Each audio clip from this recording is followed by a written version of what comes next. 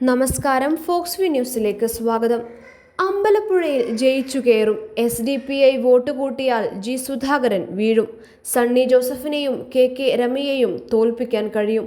തിരുവമ്പാടി, ആറന്മുള എന്നീ കടുത്ത പോരാട്ടം നടക്കുന്ന മണ്ഡലങ്ങളും ഉറപ്പ്. ബൂത്തുതല കണക്കുകളുടെ ആശ്വാസത്തിൽ CPM. മുൻപൊക്കെ ഏത് സർവേയേക്കാളും ഇടത് അനുഭാവികൾ ശ്രദ്ധ കേന്ദ്രീകരിച്ചിരുന്നത് തിരഞ്ഞെടുപ്പിന് ശേഷം വരുന്ന CPMന്റെ ബൂത്തുതല കണക്കുകളിലാണ്.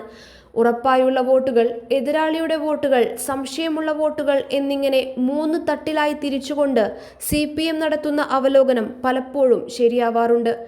കഴിഞ്ഞ തവണ പാർട്ടി ബൂത്ത് തല കണക്കിൽ 100 സീറ്റിനടുത്ത് പ്രവചിച്ചിരുന്നുവെന്നും എന്നാൽ അത്രയും വേണ്ട എന്ന് കരുതി താനത് 80 സീറ്റാക്കി മാധ്യമങ്ങളോട് പറയുകയായിരുന്നെന്നുമാണ് അന്നത്തെ പാർട്ടി സെക്രട്ടറി കോടിയേരി ബാലകൃഷ്ണൻ തന്നെ പറഞ്ഞത്.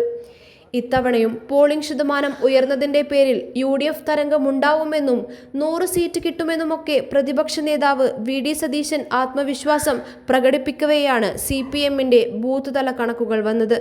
ഇതോടെ 75 സീറ്റിലധികം നേടി ഭരണം നിലനിർത്താൻ കഴിയുമെന്നാണ് CPM പറയുന്നത്. അമ്പലപ്പുഴയിൽ സലാം ജയിക്കും.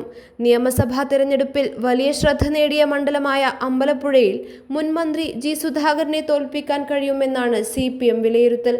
അമ്പലപ്പുഴയിലെ തെരഞ്ഞെടുപ്പ് ഫലം സംബന്ധിച്ച് മണ്ഡലം കമ്മിറ്റി ജില്ലാ കമ്മിറ്റിക്ക് കൈമാറിയത് 2 കണക്കുകളാണ്.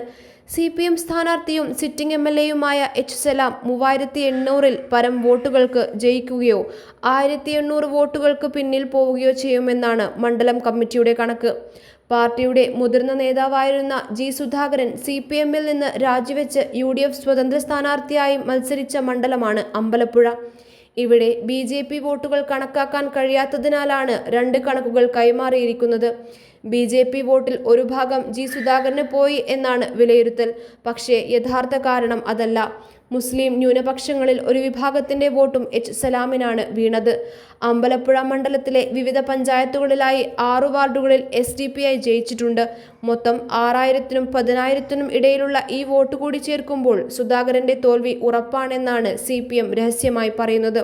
പക്ഷേ പരസ്യമായി പറയുമ്പോൾ അവർ SDPI വോട്ടുകൾ കൂട്ടുന്നില്ല. News desk, fox view.